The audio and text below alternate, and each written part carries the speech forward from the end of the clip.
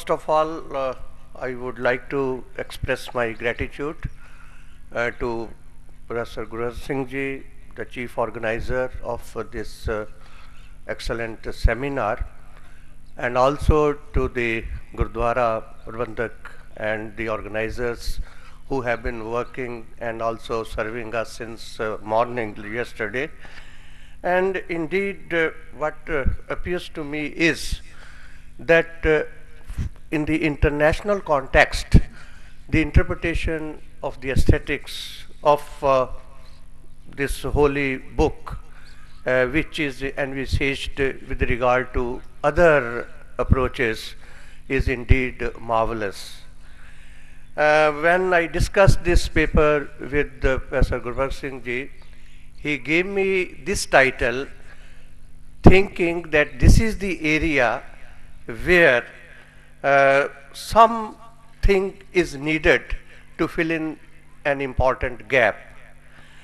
उन्होंने कहा कि देखो काफ़ी चीज़ें हैं जो नहीं हो रही हैं इस वेले, जिस तरह ओरल ट्रेडिशन है और नॉर्थ अमेरिकन हेमिस्फीयर रिलीजन्स हैं, ਉਹਨਾਂ ਦਾ ਇੱਕ ਬਹੁਤ ਵੱਡਾ ਯੋਗਦਾਨ ਹੈ। ਓਰਲ ਟ੍ਰੈਡੀਸ਼ਨ ਸਾਡੇ ਗੁਰੂ ਗ੍ਰੰਥ ਸਾਹਿਬ 'ਚ ਵੀ ਹੈ। ਉਹ ਕਾਲ ਨੂੰ ਕਿਸ ਤਰ੍ਹਾਂ ਮੰਨ ਰਹੇ ਨੇ, ਉਸ ਦੀ ਵਿਵੇਚਨਾ ਕਿਸ ਤਰ੍ਹਾਂ ਕਰ ਰਹੇ ਨੇ, ਉਹ ਉਸ ਕਾਲ ਨੂੰ ਸਿਰਫ ਸੀਮਤ ਰੱਖਦੇ ਨੇ ਜਾਂ ਕੁਛ ਕੋਸਮੋਲੋਜੀ ਨਾਲ, ਕਾਸਮਿਕ ਰੇਜ਼ ਦੇ ਨਾਲ ਲਗਾਉਂਦੇ ਨੇ, इस चीज़ से विचार करने का एक उचित समय है। मैं उन्होंने सलाह मन्नी, मैं क्या ठीक है, मैं नेटिव इंडियंस, एमर इंडियंस जेड़े के 3000 साल पुराने हैं और जिन्हों का ओरल लिटरेचर काफ़ी है, वो काफ़ी मात्रा 55 तो उपर उन्होंने रिलीजियस जातियां हैं, कुछ अमेरिका, कुछ यूनिट्स, कुछ कैनेडा, कुछ उदों बाद माइग्रेट होके वो इधर उधर काफ़ी जगह चले गए। लेकिन it is worth investigating what lies in their treasure of religion or religious texts, and also at the same time I would like to put the two threads together. Where does the whole thing coincide, and to what extent do they differ? Because when we do a comparative analysis, it is not necessary that we find only the commonalities between the two religious approaches, but at the same time it is the yardstick of comparative study that we put together also the notional differences to the approach to the whole thing. I have therefore divided my paper into 3 parts. The first part denotes to the importance of the text. I was surprised to read the kind of appreciation and the also the genuine admiration for the holy text which I found in the criticism of these people whom I approached to the Western philosophers. Now, when I made my study, and I found that really it is really heartening to know what do they consider this holy book known as Shri Guru Granth Sahib, or the aesthetics of this great book. And Harold Coward, the great research-based study philosopher, in his book Sacred Word and Sacred Text, approaches this text in the following words, and I quote: "While most religions have scriptures, the place and the fusion of the Sikh scripture seems unique. In no other religions can one find a human guru founder followed by a series of human gurus living parallel with a collection of scriptures ending in a breaking of human succession and the scripture attaining full authority as guru in the long run. This makes us think how the holy book has assumed the blissful, unique status of an eternal divine reality in the Western hemisphere and particularly in the North hemisphere of the religions where all these native Indians or Amerindians live in a grand way. When we compare this holy book with the more than 3,000 years of old religions of North Hemisphere, which chiefly include native Indians, Amerindians of USA and Canada, we find that these people were equally immersed in a world that was thoroughly spiritual in day-to-day living.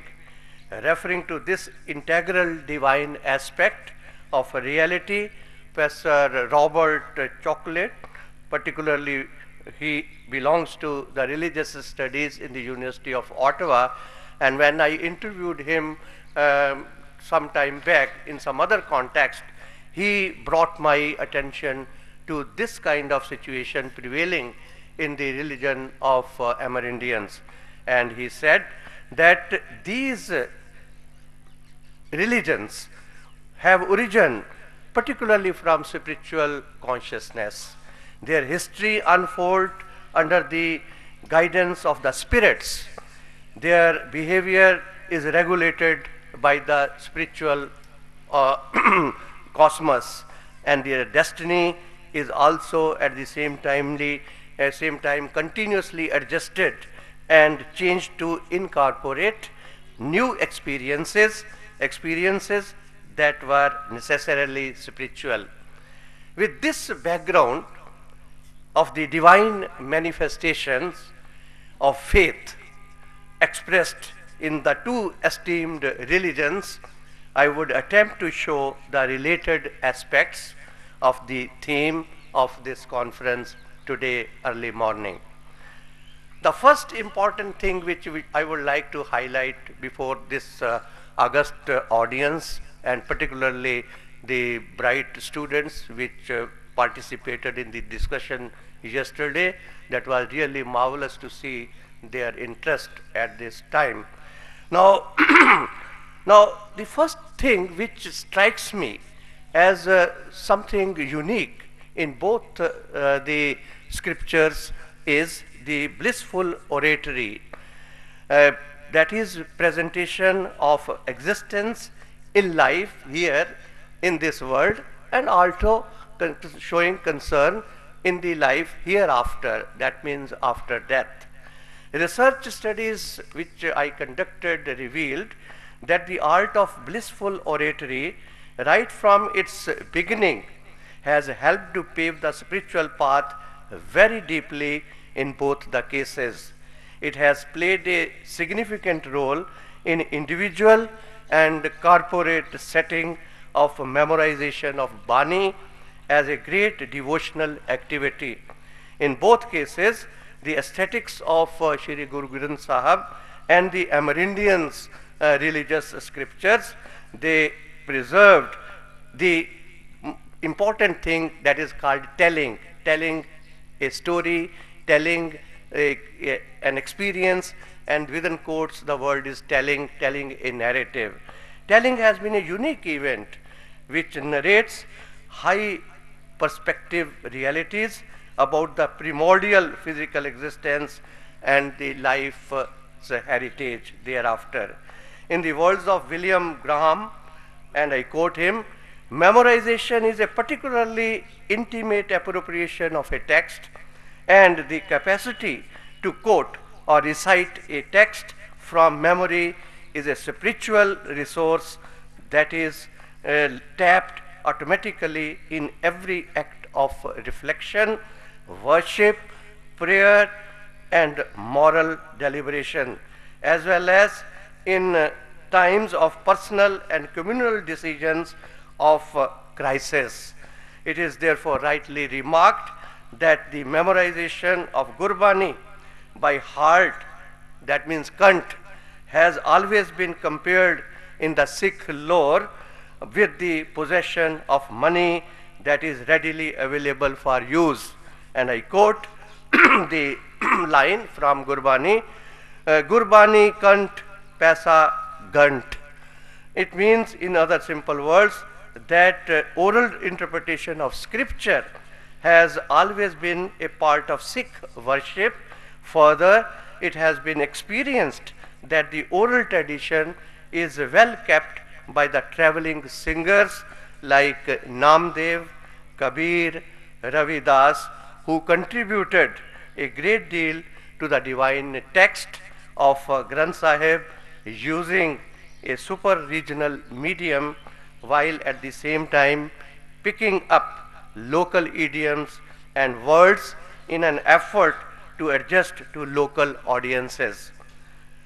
Correspondingly, a look at the religions of the North Hemisphere make us feel inclined to include the related religions of the First Nations, which are extolled in oral narratives of native Indians largely inhabited in the remote parts of North America, which includes USA and Canada. The primary role of oral literature was to communicate to one another or with the powerful spirits effectively. Now, this is something unique which happens in both the cases. They feel that the moment we recite something orally, it connects us with the origin of the entire ethos of the cosmic power, because nobody wrote anything in the beginning. The utterance of Om or Ekumkar had something to relate with the utterance of the oral thing which has come to the mind and to the body in a very spiritual way. And whether it is this country or another country, whether it is something relating to our psyche or to the religious interpretation of another psyche, the role of memory, the role of oral blissfulness is always imbibed in a spiritual way. So one finds a number of literary devices, including figurative languages, analogies, parallelisms, allegories in the depiction of their art, aesthetics, and religion. Central to the ancient oral tradition was the power of the word, W-O-R-D, word, spoken, intoned, sung. It is further elaborated that various ethnic communities such as Cree, Ojibwe, Mi'kmaq, Haida, Tingoli, here, these are the religious communities of the area which I'm touching upon, which are known in the broader way Amerindians or Native Indians in Canada and in America. And they attach a very sacrosanct kind of religiosity to the word, spoken word, and therefore they are far more important in the literature and their culture and were generally aware of this thing. The word carried, again, the used वाक्य जो है, जो utterance है उनकी, वो ऐसे है जैसे कि कुछ magic आता है. I heard them uttering those things. I attended their functions, and वो जब शब्द बोलते थे तो ऐसा लगता था जैसे कि बड़ा कुछ अंदर से वाणी आ रही है. मतलब जैसे कि शुरू में जब गुरु नानक देव जी अपने दो उनके बाला मर्दाना के साथ जाके कीर्तन करते थे, सब चीज़ उनके सामने बड़ी अपनी नेचुरल वे में आती थी. ऐसा लगता था कि बस एक चीज़ विद्वता ही नहीं है बल्कि ऊपर से ऊपरों आ रही है और आकर के सिद्धा मन और साढ़े दिल नूं छू रही है. ऐसी जी चीज़ सी ये उत्थे भी मैनूं मिली.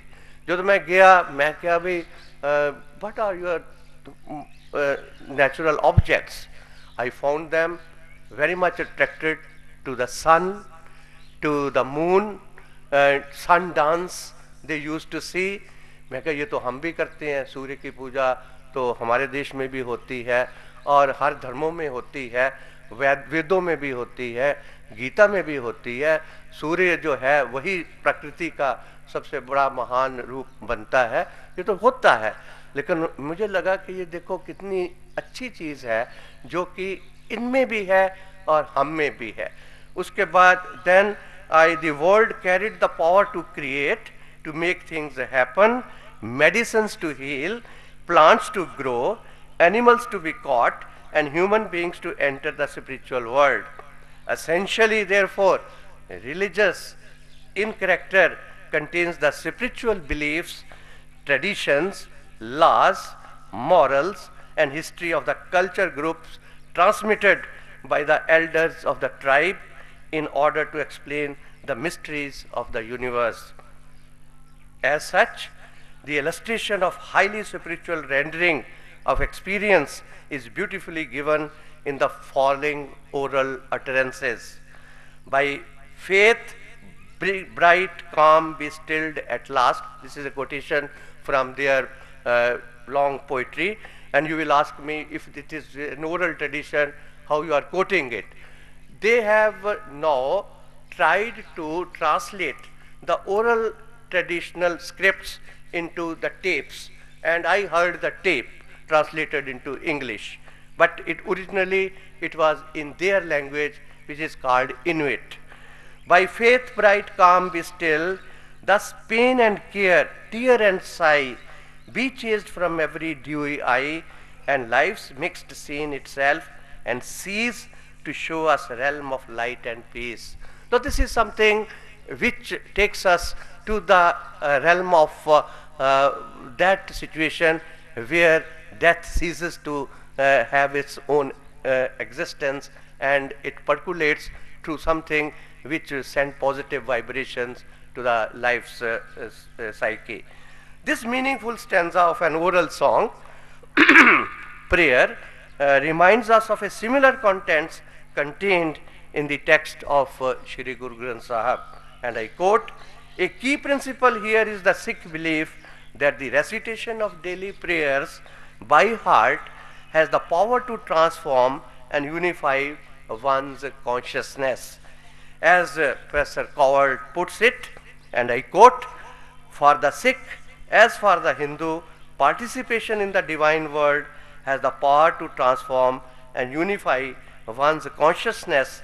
The purifying power of the sacred scripture is understood as a combing of negative thoughts from one's heart and mind that occurs in a regular part of one's daily discipline." So this is the first point which I wanted to touch upon, because I found that the treasure of religious scripts in both the cases lies through the blissful oratory or orature or oral tradition, which also has a relationship with the theme of this seminar. The second point is indeed also very interesting. Since yesterday, when we started discussing this important theme, the theme relating to two variants, that means particularly relating to Manmukh and Gurmukh theory, that has been in operative part discussed many a time. But I have taken some clues from that, and I have also tried to study the counterpart existing in the North America or their religions in this way.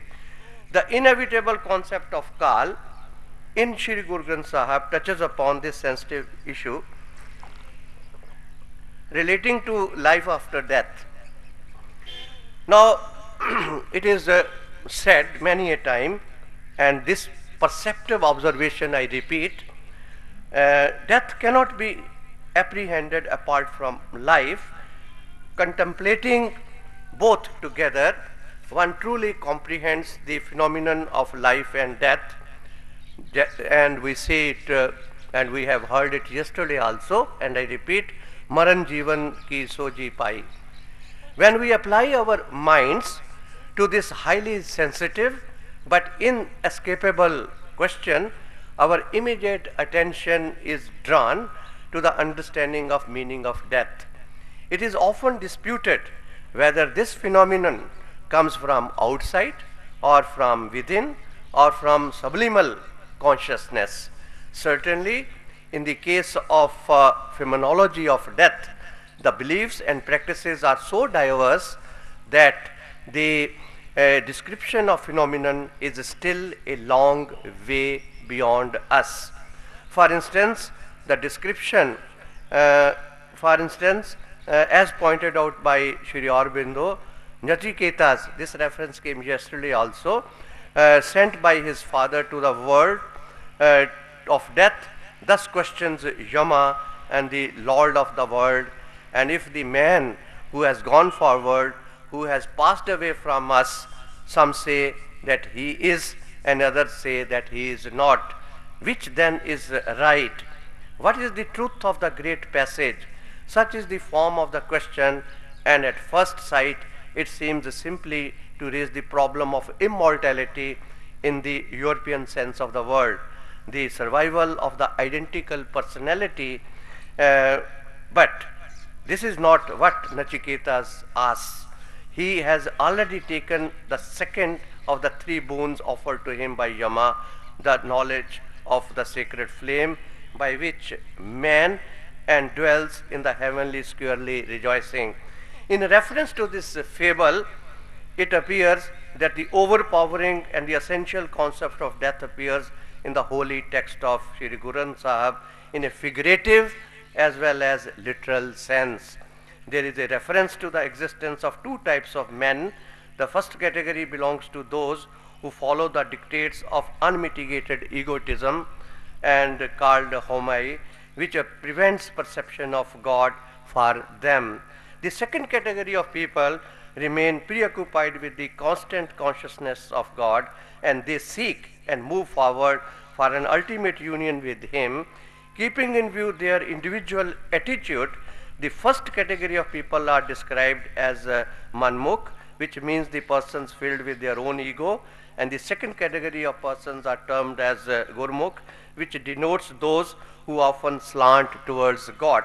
So here, by implication, for the manmukh, death means a separation from God, and in the case of physical, this case, physical death brings the obvious and visible separation. Whereas in the other category, which is described to include blessed persons, the physical death moves towards the perfecting the union of the person's soul with the God. This concept is evidenced by the following narration in the holy text, and I quote, "As water mingles with water, so man's light merges with God's light." It is from Gauri Sukhmani. And then the second is, "As the rays of sun gather again in the sun and drop mingles with the ocean, so does the light of man merge in God's light, and the man is fulfilled." This is from Bilawal. Now, after narrating this textual evidence, when we make a comparative approach to examine the North Hemisphere religions, and also at the same time the context of Sri Guru Granth Sahib's aforesaid figurative concept of manmukh and gurmukh people, there seems to be no such a clear-cut and well-defined approach to the concept of death, which we can find in the religions of the North America or the Amerindians as such. But my study gave me a clue.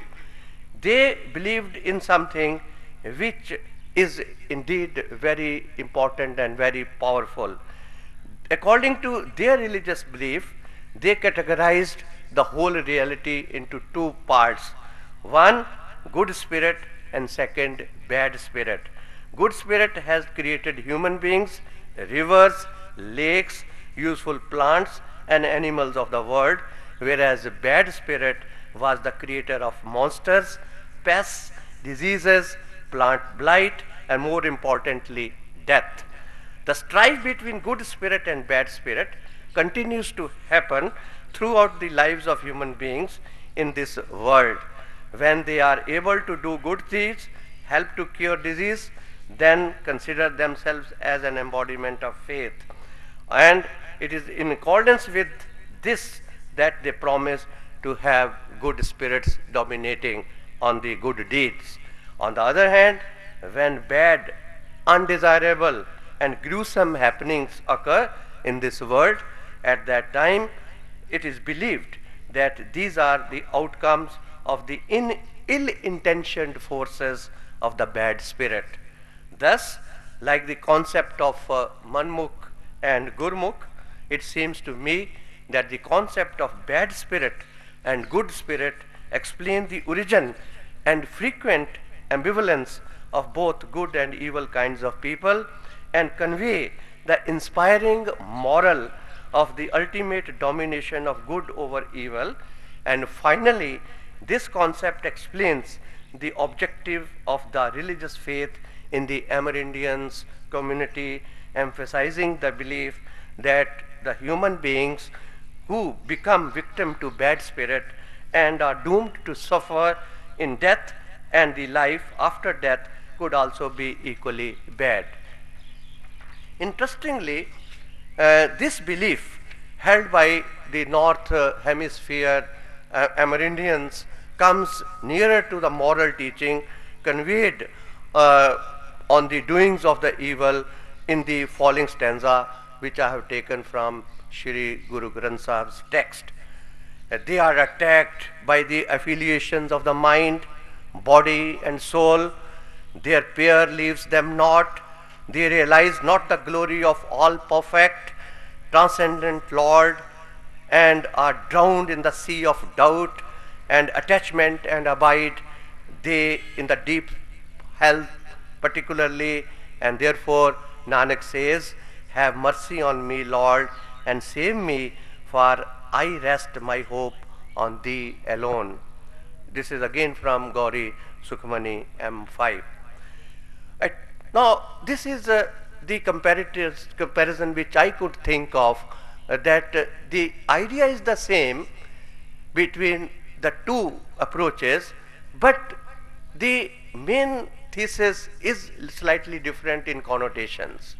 What is conveyed by the holy book, Shri Guru Granth Sahib, in the form of dividing the two parts, that is Manmukh and Gurmukh, egoistic people and the good people, and their approach to life circle. At the same time, here we find also the same thing happening, and ultimately feeling that if somebody is getting torture in life, it may be the effect of the bad spirit, and if somebody is having blissful life, it is the effect of his karma, of his of what we call good spirit dominating upon him. Now, with this I come to a related aspect. I have named it as attunement with the eternal. From the felt life and realization of truth about the binary opposites, Manmukh and Gurmukh, in Shri Guru Granth Sahib, and appearance of bad spirit and good spirit as these appear in the religions of the Amerindians, we steadily move on to the cycle of Kal.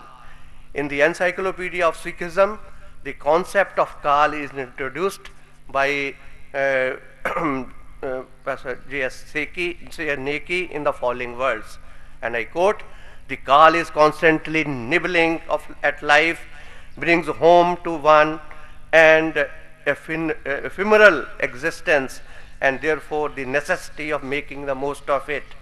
A significant term used for death is Kal, which has a dual meaning. It connotes death as well as time. Both connotations intertwine theologically. Kal is often devoted as Jam Kal, that is Jam Yama, Vedic god of death.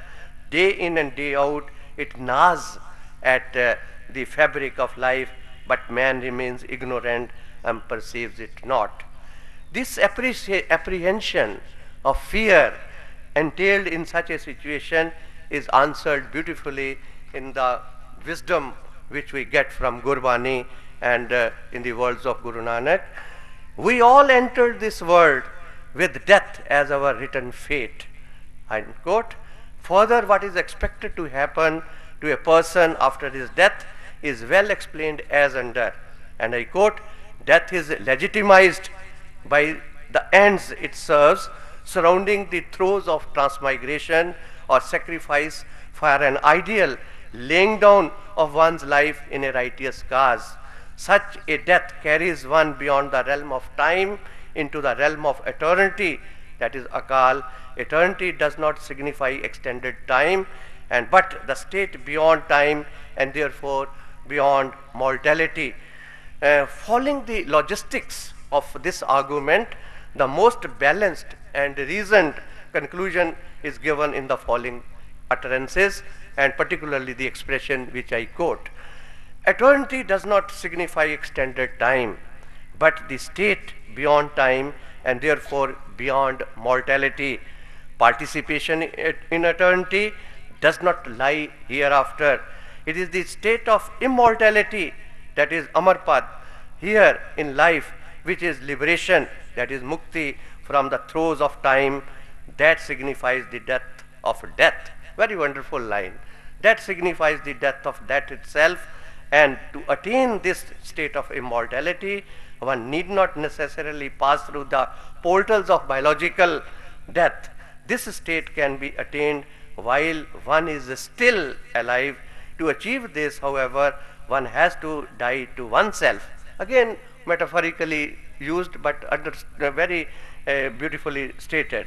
One has to achieve this, however, one has to die to oneself. This state is attainable by contemplating the self by the grace of the divine, and I quote, as by the Lord's favor one contemplates the self, so one learns to die while still living. This is again from Gurbani 935. Dying to oneself has several kindred nuances in Sikh theology, spoken not only in terms of decimation of man or even the egoity, that is Humai. This is also the connotation of dying in Shabda or the holy word. He who ceases in Shabd, his death is blessed. And thus the construct of Kal or death is evidently visible in Gurmat.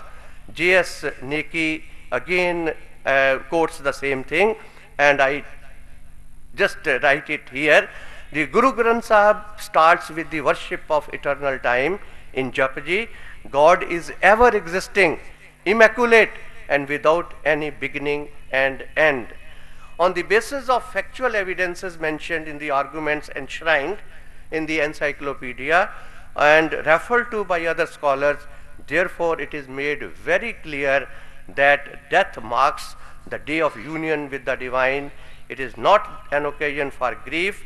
Lamentation over death is forbidden, and for the Sikhs in his Ramkali Sad, the Kal, the poet, the Guru Granth Sahib records by his wish, who the holy Guru Amar Das, his entire family to himself called and said, no one after me should cry, such that cry shall no way please me, unquote. Quite taken to this concept of attainment, particularly the attunement with the eternal, John Walker, professor of religious studies, whom Professor Guru Bhagat Singh also quoted or referred to yesterday, I was curious to know what kind of response we are getting in the North American hemisphere religious scriptures. Now he says, recovering the value of death and the recovering the value of death, particularly in the form as it appears in Shri Guru Granth Sahib's text, is of course not available in that spirit or in that form in these texts. However, what will be argued or what is being argued in their text is that there is now an important congruence and secular, and therefore there is an approach where there is a human attitude into death.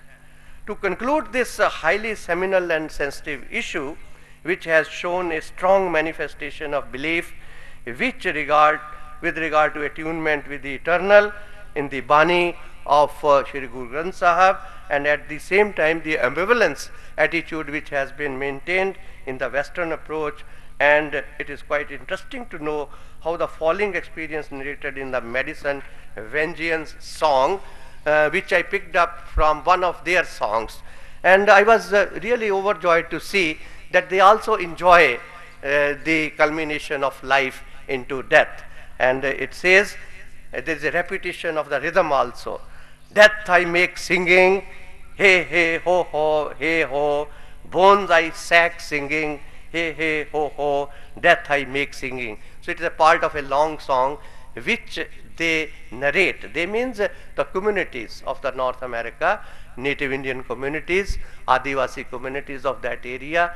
They also look at how they also come nearer to this. Now with these words, I take another 2 minutes to tell you the cosmology and Kal. Now this is the area which is indeed a marvelous area where both the approaches have almost the identical situations. I am very happy that Professor Gurwar Singh has put me in this session where we have time and I can continue. Otherwise, I could have finished halfway. So it is again God's creation that I was supposed to present my paper in the evening, but he said, no, Chandramohan, you come here. The other paper readers have not come. So I am getting more time in order to complete my argument. So thank you, Gurwar Singh ji, for keeping me here. I get a little more time, only 3 minutes more. Cosmology and Kal. Now it is fascinating to find a connectivity between the concept of Kal and the central concept of Indian cosmology and the philosophical thought.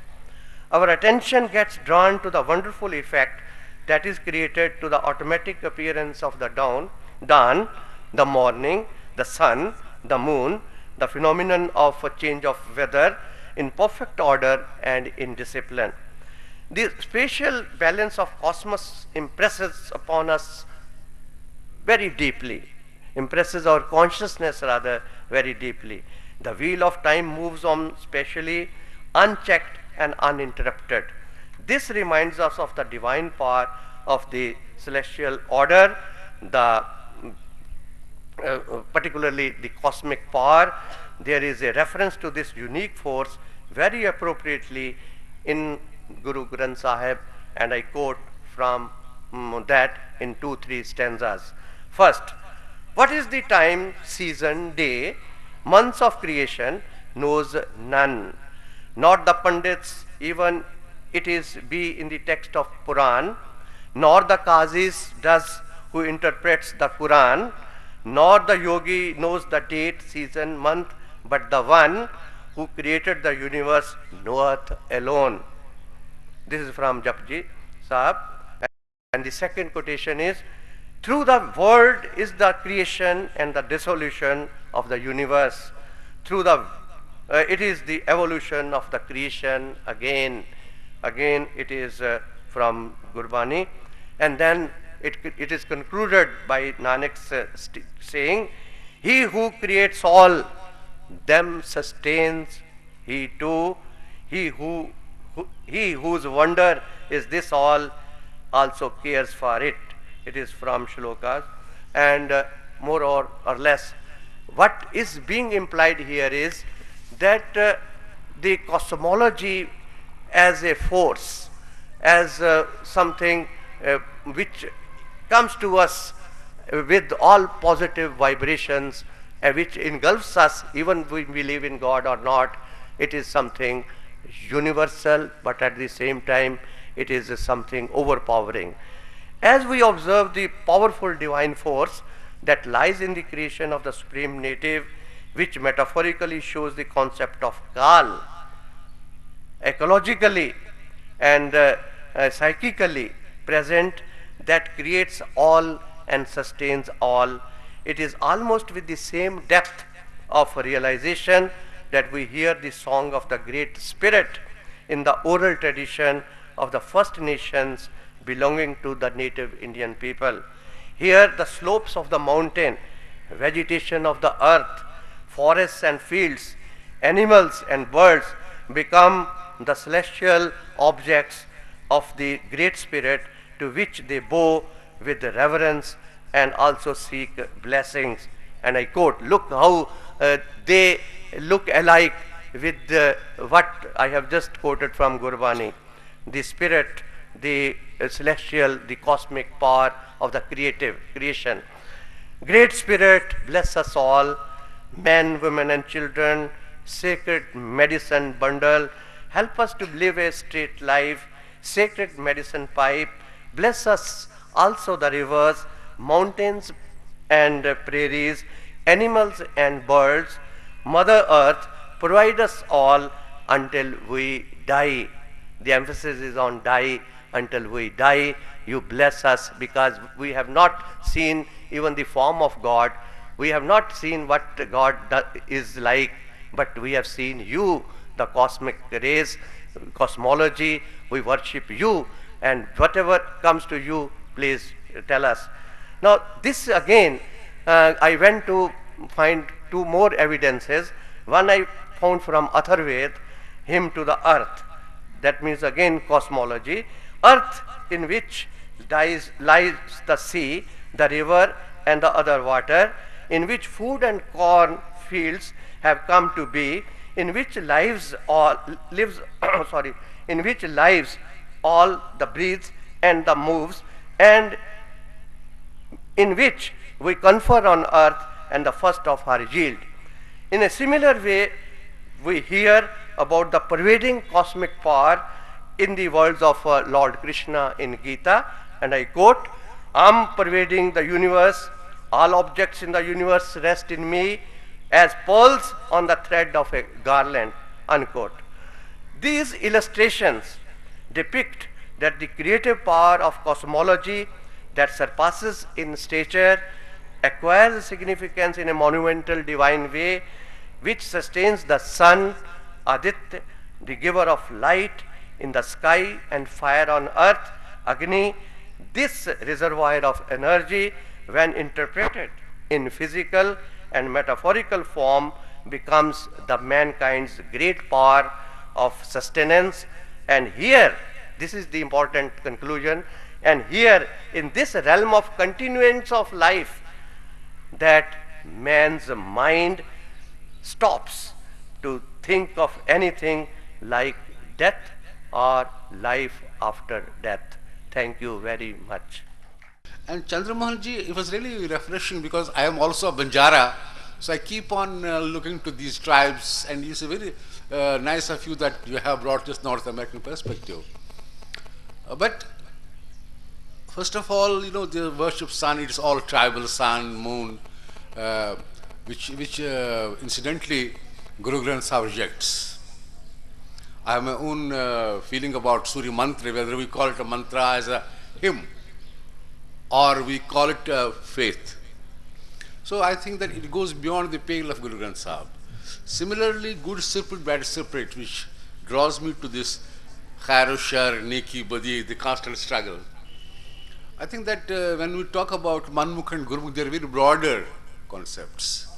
But I would like to know from you, because there are two kinds of these tribals and wanderers. One is those who believe in these things and thereby have their connectivity with the spirit or the God.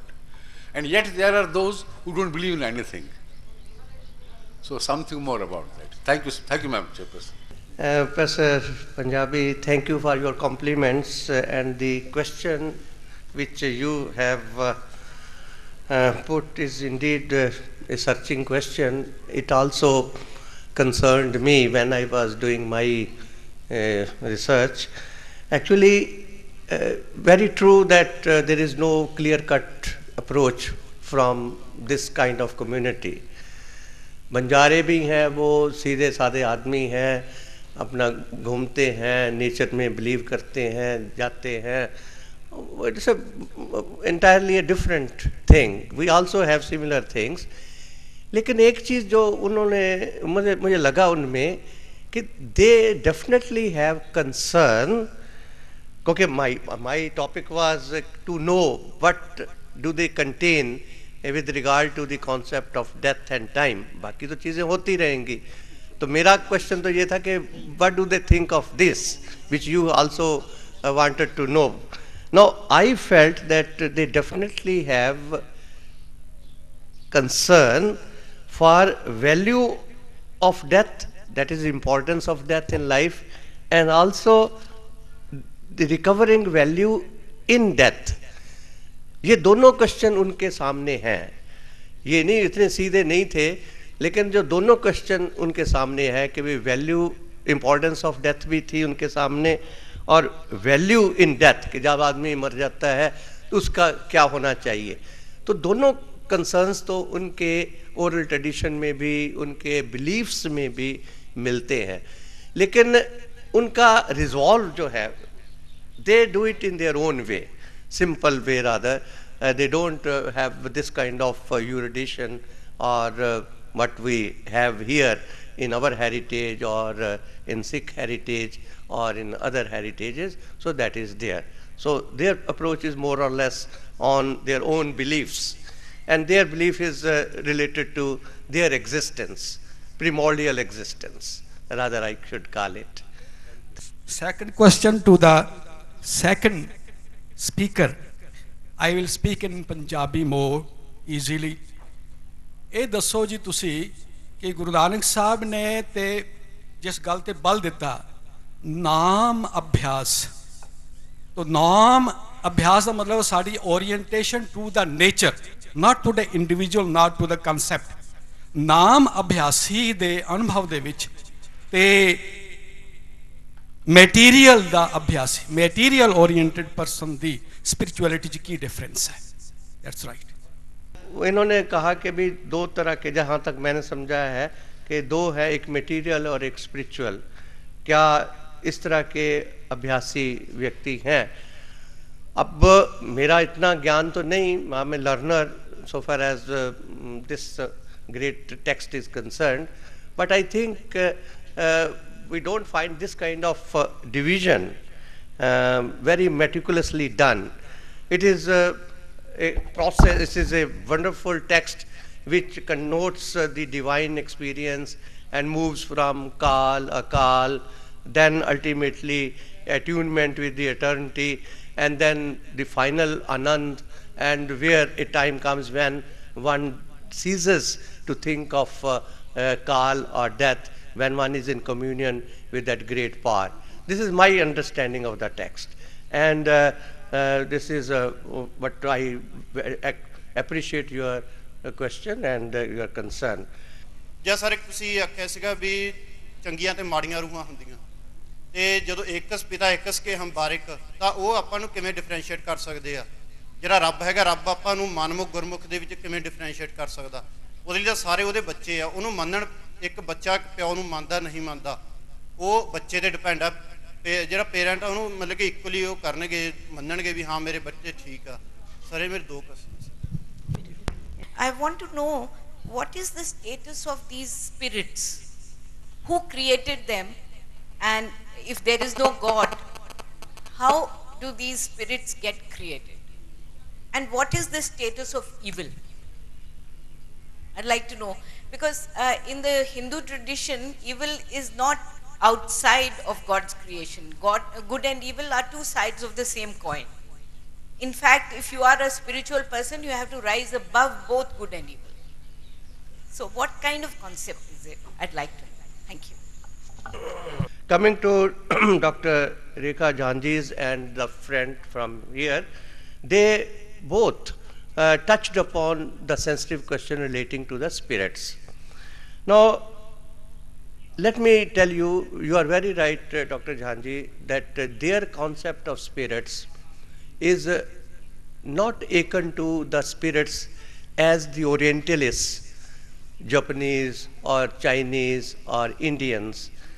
We have our own tradition.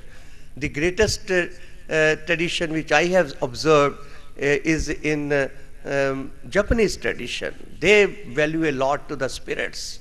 We don't, हम तो श्राद्ध व्राद्ध करते हैं, अभी चलो पूर्वज है हमारे या उनकी स्पिरिट्स आ रही हैं या कुछ और है, वो तो दे attach more very sacred and divine power to them. But here when I am referring to the role of the spirits with regard to the native Indian communities, red Indian communities, and we find, and particularly my investigations tell me, that their experience is limited only to a very periphery level. They don't go beyond it. They attach to their happenings. अकाल पड़ गया Africa में या इधर, या उनके ऊपर अचानक स्नो पड़ गई और सारे उसके अंदर दबे हुए हैं, अब आज सूरज नज़र नहीं आ रहा. They said, oh, it is the effect of bad spirit, something has come. And in order to appease that bad spirit, they have some beliefs कि ऐसे करें, ये हम तरीका अपनाएं, उसको कुछ शांत करें, तो वो भी है उनमें. तो ये जो सोसाइटी है ना, ये बड़े अपने तरीके की शुद्ध, pure, unattached kind of society है. लेकिन उनका जो हमारे काल में, टाइम में, डेथ तो उनको भी आती है, टाइम तो उनका भी कटता है और प्रॉब्लम उनको भी आती हैं, but their whole philosophy lies in their beliefs. I will like to underline the word beliefs. उनके जो beliefs हैं बस वो वहाँ तक सीमित रहते हैं. This is my submission. Thank you.